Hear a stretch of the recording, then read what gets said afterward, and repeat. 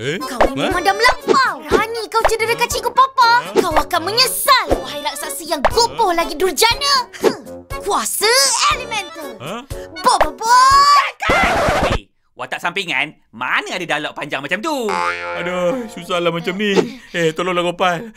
Kebenaran pun nak cari makan. Saya akan uruskan masalah anak murid saya ni. Ish, kenapa kau cakap macam tu? Habis tu, aku nak cakap apa? Ikut tunjuk ajar aku. Action!